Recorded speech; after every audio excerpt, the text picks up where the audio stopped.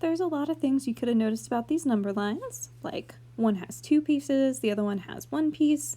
Let's do a quick little reminder of how you write them as inequalities, because that's important for today. So if you look at it, the left side of your number line on the top one consists of all the values of some number that's less than 1. The right side consists of all the numbers that are greater than 2. Since those are 2 separate sets of numbers that don't overlap, you have to have 2 separate inequalities to represent them, and you just write or in between. On the bottom number line, it's all the numbers that are between 1 and 2, and since they're closed circles, it could be equal to 1 or 2 as well. So that you can write as a single inequality, says 1 is less than or equal to x is less than or equal to 2. You could write it as 2 separate inequalities that say like x is greater than or equal to 1 and x is less than or equal to 2. You'd have to have the and in between. Alright, let's write an absolute value inequality in words. Like our equations. This says the distance between x and 2, or the distance from x to 2, or from 2 to x. I'm going to go with the distance from 2 to x, is more than 4 units. You could also say greater than 4 units. A lot of different ways you could word it. Just like when we solved our equations, we're going to write our inequalities in words first. So if we try this one, we want to write an inequality that represents the distance between a number and 5 is at most 3 units. So the distance between a number and 5, I'm going to use x as my number. You could write that as x minus 5 or 5 minus x inside your absolute value. Either one of those would represent the distance between your number and 5, and that distance is supposed to be at most 3 units. So that means no more than or less than or equal to 3. If I want to give a number that makes this inequality true, I'm going to draw this on a number line. So we're talking about the distance between 5 and our mystery number being no more or at most 3 units. So the farthest I could go would be 3 units bigger or 3 units smaller, which would put me at 8 or 2. So I could go a smaller distance, like I could go 2 units away, which would put me at 3, or 1 unit away, that would put me at 4. So there are lots of numbers that would make that inequality true. Any number between 2 and 8 would work. So for my number that would make that inequality true, I'm going to go with 6, would be a number that is at most 3 units away from 5. Actually, I'm going 6.5 because 6 is lame. And don't forget the decimals, they work too. So let's solve some inequalities. I already wrote my distance statement. That's where you're going to want to start.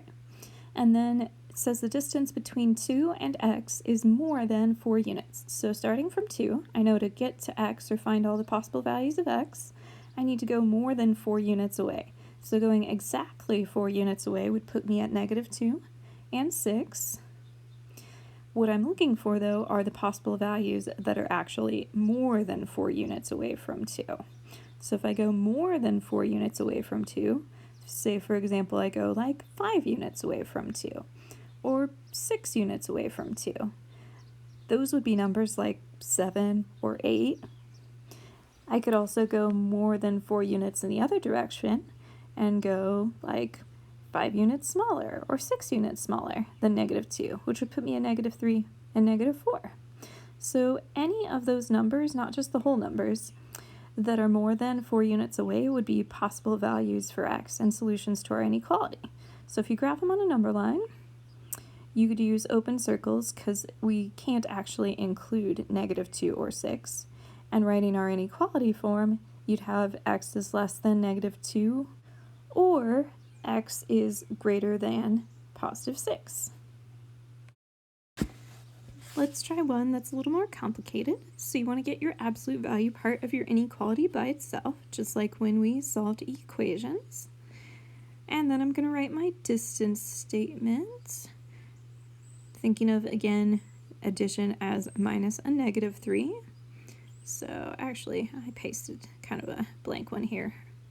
Distance between 6x and 3 is no more than 1 unit or less than or equal to 1 unit. I always try and think of of the shortest way to write it. So it's a little different here because it's the distance between 6x instead of just the distance between x and 3. So it's going to take like one additional step. So drawing it on my number line, the distance between 3 and 6x is no more than 1 unit. So if I go 1 unit away, that's the farthest I can go away from 3 and still get values that meet my requirement. And I don't have to go a full 1 unit away. I could go like half a unit smaller or bigger than 3, and those would also be solutions. So thinking about all the numbers between 2 and 4, those are the values for 6x that would work. So if you think about kind of our boundaries here, we know that 6x is exactly equal to 2 and 6x is equal to 4 because those are the ones that are exactly 1 unit away from 3. So if I solve this to get what x is equal to, because I'm looking for really the values of x, not 6x, I get x equals 1/3 and 2/3. So my solution set to this inequality is actually all of the numbers between 1 and 2/3. So that one extra step, we had to divide by 6 and turn this into terms of x instead of 6x. So if you look at this one, I'm going to start by getting the absolute value part by itself. So divide both sides by -2, which, don't forget, if you divide by a negative or multiply by a negative in an inequality, you're going to have to change the direction of your inequality symbol. So this is going to become greater than -3. And then if you write your distance statement, it's going to say something like the distance between x and -3 is greater than -3 units, which might seem a little bit odd to think about.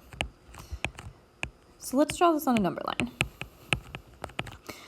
So if you're solving these like we have been, and on your number line I've got -3 here, and you think about going distances out from -3 that are greater than -3 units.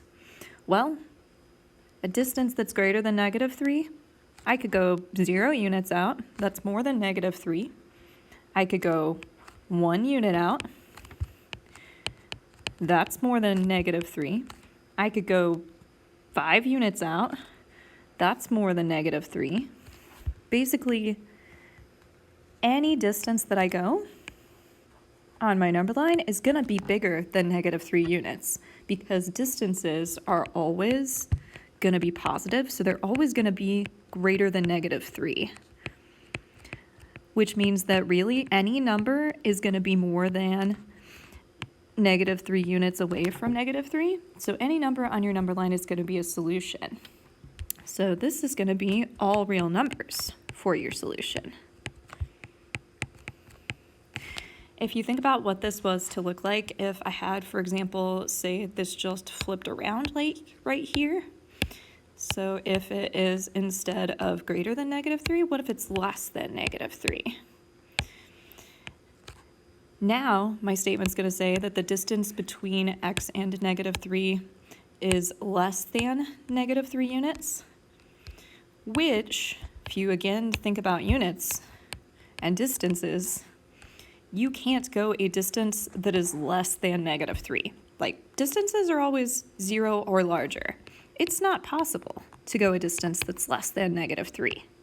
So in this case, it would be no solution.